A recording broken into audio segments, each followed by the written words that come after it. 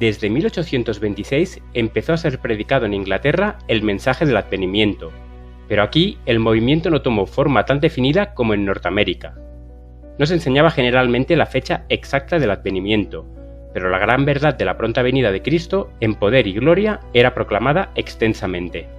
Suscríbete a nuestro canal de YouTube. No olvides darle a la campanita para recibir una notificación para cuando subamos el próximo vídeo.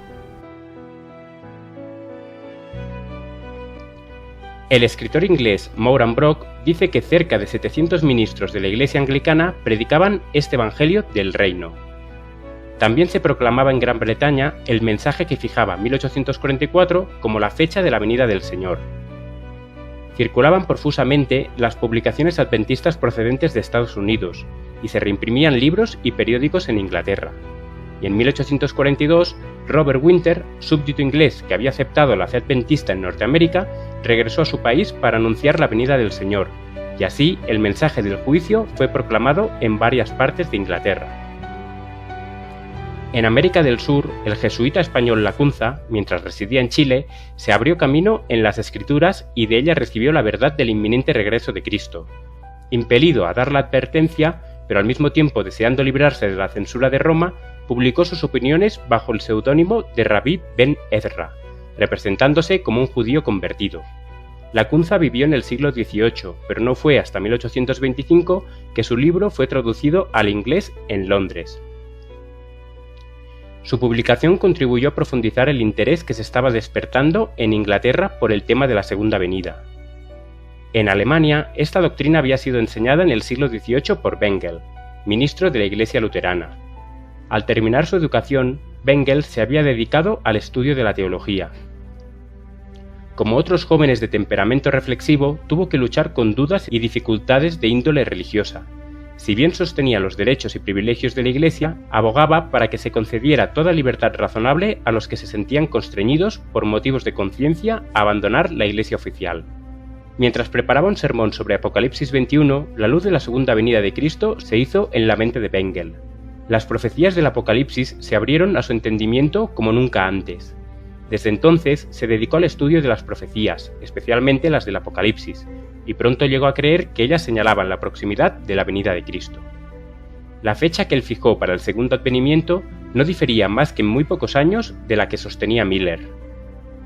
Los escritos de Bengel se propagaron por toda la cristiandad, y aun después de su muerte, el mensaje del advenimiento se oyó en Alemania al mismo tiempo que llamaba la atención en otros países. La luz brilló también en Francia y Suiza. En Ginebra, Gaussen predicó el mensaje de la segunda venida. Gaussen había conocido ese espíritu racionalista que saturaba toda Europa del siglo XVIII y principios del XIX, y cuando entró en el ministerio no solo ignoraba lo que era la fe verdadera, sino que se sentía inclinado al escepticismo. Después de haber leído la historia antigua de Rollin, su atención fue atraída al capítulo 2 de Daniel, y lo sorprendió la maravillosa exactitud con que se había cumplido la profecía. Al continuar sus investigaciones sobre las profecías, llegó a creer que la venida del Señor era inminente. Impresionado por la solemnidad e importancia de esta gran verdad, deseó presentarla a la gente, pero la creencia popular de que las profecías de Daniel son misterios y no pueden ser entendidas resultó un obstáculo serio en su camino. Al final resolvió empezar con los niños y esperar, por medio de ellos, interesar a los padres. El esfuerzo fue recompensado. Al dirigirse a los niños, las personas mayores venían a escuchar. Entre ellos había hombres de posición y saber, así como extranjeros y forasteros que estaban de paso en Ginebra, y así el mensaje fue llevado a otras partes. Aunque Gaussen era uno de los predicadores más distinguidos y amados en idioma francés, después de un tiempo fue suspendido del ministerio por el principal delito, al instruir a los jóvenes de haber usado la Biblia en lugar del catecismo de la Iglesia. Posteriormente, fue profesor en una escuela de teología, dirigiéndose a los niños e instruyéndolos en las Escrituras. El mensaje del advenimiento fue proclamado también en Escandinavia. Muchos fueron despertados de su negligente seguridad para confesar y abandonar sus pecados y buscar perdón en el nombre de Cristo. Pero el clero de la Iglesia oficial se opuso al movimiento, y debido a su influencia, algunos de los que predicaban el mensaje fueron encarcelados. En muchos lugares donde los predicadores de la pronta venida del Señor fueron silenciados así, Dios envió el mensaje de modo milagroso por medio de niños pequeños. Como eran menores de edad, la ley del Estado no podía impedírselo y se les permitió hablar sin molestarlos. El movimiento cundió principalmente entre la clase más baja, y eran las humildes viviendas de los trabajadores donde la gente se reunía para oír la advertencia. Los mismos niños predicadores eran en su mayoría pobres jornaleros del campo. Algunos de ellos no tenían más de 6 u 8 años de edad, pero daban la advertencia del juicio con solemne poder y empleaban las palabras de las Escrituras: «Temed a Dios y dadle gloria, porque la hora de su juicio ha llegado».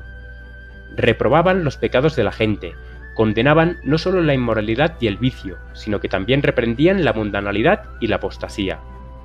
La gente oía temblando y muchos eran inducidos a investigar las Escrituras con un nuevo y profundo interés.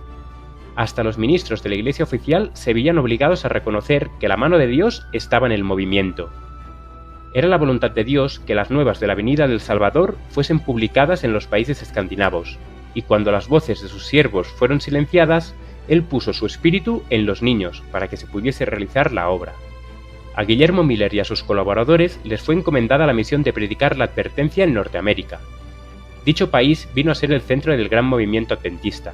Los escritos de Miller y de sus asociados se propagaron hasta en países lejanos. Por todas partes se predicaba el mensaje del Evangelio eterno: temed a Dios y dadle gloria, porque ha llegado la hora de su juicio. El testimonio de las profecías que parecían señalar la fecha de la venida de Cristo para la primavera de 1844 se arraigó profundamente en la mente de la gente. Muchos fueron convencidos de que los argumentos de los períodos proféticos eran correctos, y sacrificaron el orgullo de la opinión propia y aceptaron gozosamente la verdad. Algunos ministros dejaron a un lado sus opiniones, los sentimientos sectarios y sus sueldos e iglesias. Sin embargo, fueron comparativamente pocos los ministros que aceptaron este mensaje, por eso su proclama fue confiada principalmente a laicos humildes. Aún así, el número de los obreros era pequeño comparado con la obra que debía realizarse. Pero a pesar de la oposición de Satanás, la obra prosiguió firmemente y la verdad del advenimiento fue aceptada por muchos miles. Como Juan el Bautista, el precursor de Cristo, los predicadores ponían el hacha a la raíz del árbol e instaban a todos a que llevasen frutos dignos de arrepentimiento. Sus llamados conmovedores contrastaban grandemente con las promesas de paz y seguridad que se oían desde los púlpitos populares, y dondequiera que se proclamaba el mensaje, conmovía a la gente. Personas que profesaban cierta religiosidad eran despertadas de su falsa seguridad. Muchos buscaban al Señor con arrepentimiento y humillación. El apego que por tanto tiempo se había dejado sentir por las cosas terrenales ahora se fijaba en las cosas del cielo, y con corazones ablandados y subyugados se unían para exclamar: «Temed a Dios y dadle gloria, porque ha llegado la hora de su juicio». Los pecadores preguntaban llorando: «¿Qué debo de hacer para ser salvo?». Todos los que encontraban paz en Cristo ansiaban ver a otros participar de la misma bendición. Los corazones de los padres se volvían hacia sus hijos, y los corazones de los hijos hacia sus padres.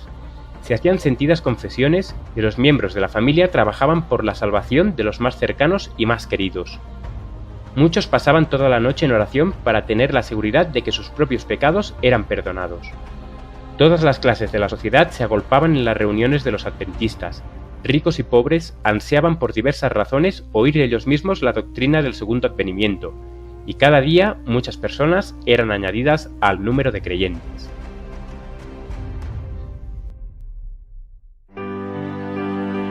Este ministerio se mantiene gracias a tus aportes. Si quieres contribuir, ve a laverdadilustrada.com o a la descripción de este vídeo.